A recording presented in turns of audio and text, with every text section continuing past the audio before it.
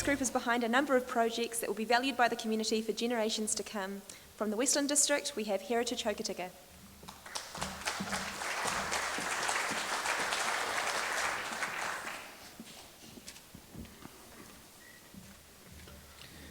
Good afternoon, ladies and gentlemen.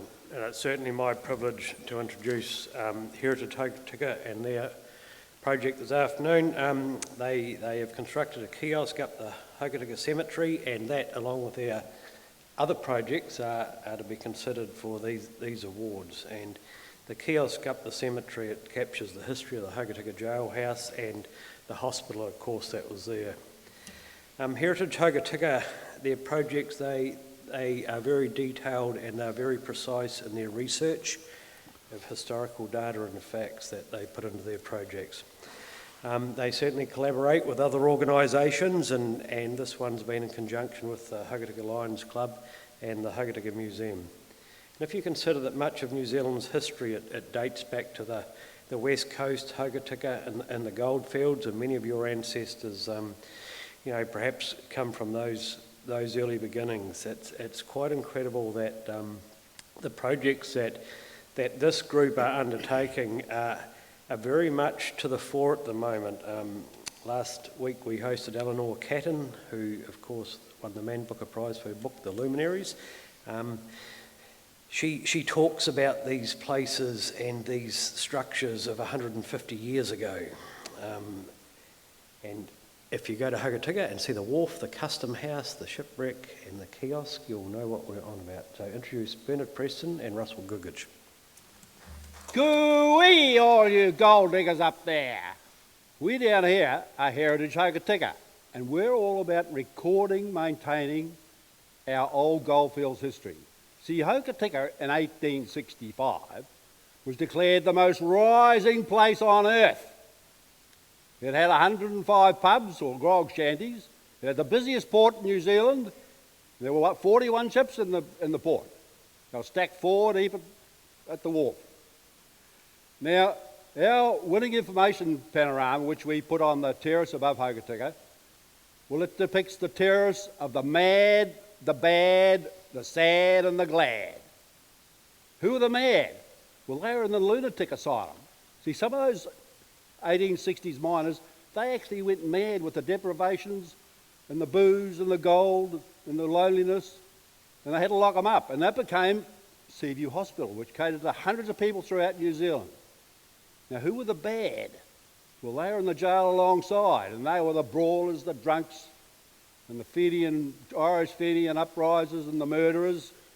So they put them in that old jail. Now, down the south end of the terrace, that was the sad. They were the mourners at the cemetery there. A lot of those miners lost their life in the national death, which of course death by drowning. Some of them were shot and murdered and died of starvation. And our own mass murderer Stan Graham's buried there too.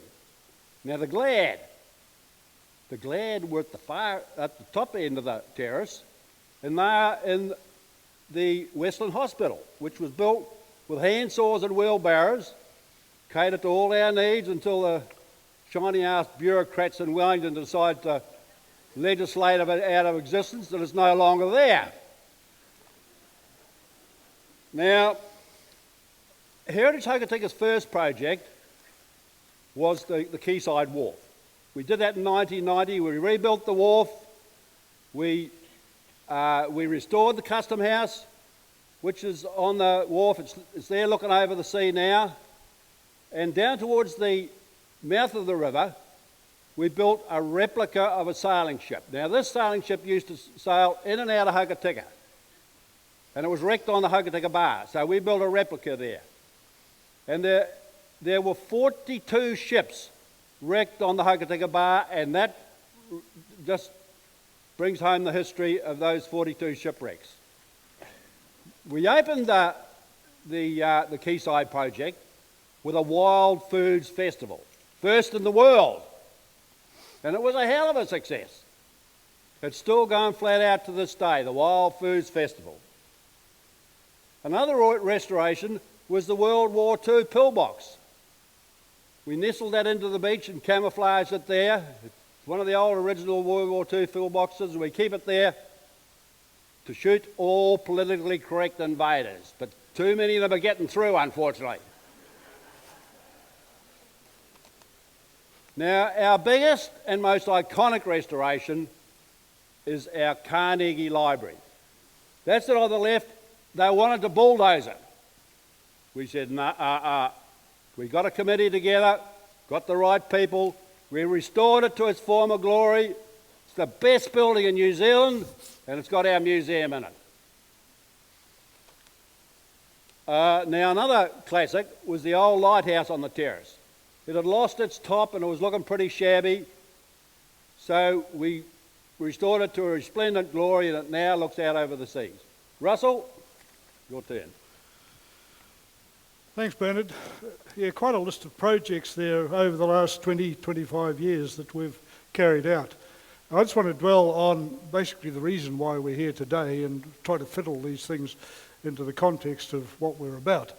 So we'll start. This is the latest of our projects. It's not a big one, the cemetery kiosk, but it's just another continuing one. And as Bernard said, it tells the history of one of the most important parts of our community, the hospitals, the jail, and so on. So it's important, and people come back to look at those information panels and explore their own history.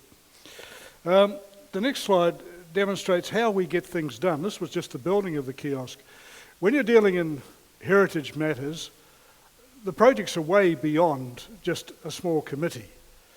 They demand expertise, conservation architects, they demand builders with historical expertise. They need things that we 60 and 70-year-olds can't do. We provide the funds. We are the ideas people to get things started. We set up umbrella groups. We simply make these things happen. That's the nature of our volunteer input. We have no assets whatsoever. We have no paid employees. We don't even own a computer, let alone a pen. Everything we have is volunteered. This is what we do occasionally. We scrub and paint and shovel, and that's about the level of our activity. The rest is expert activity. That's our passion. That's our commitment. The word passion, we vaguely remember it, and it might be confusing it with youthful lust. We're not sure. But Bernard and I have both been active in this thing for more than 25 years, 50 years between us. That's commitment, as have many of our committee. Stands proudly overlooking Hokitika, our latest project. But what about some of the others in sustainability? On the Quayside, 1990, it's still used.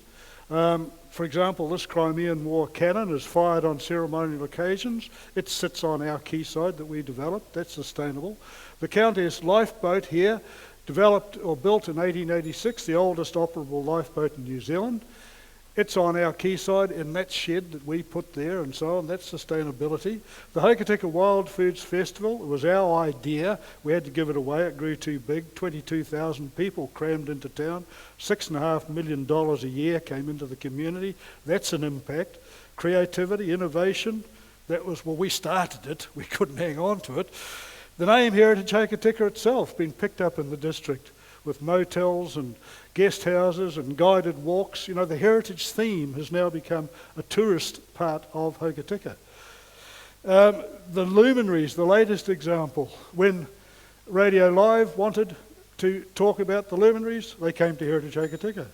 When 7 Sharp wanted a program on the luminaries, they came to Heritage Hokitika. Obviously, we have some sort of a national recognition. And of course, the Carnegie Library is our greatest one. It showcases our history. We restored it. It employs 8 people. That has an impact on our district. So these are the things that Heritage Hokitika is about. Thanks very much for the opportunity to present today. It just gives so much pleasure to be part of a day like this and to share all this sort of information with you and to hear from you. Thank you.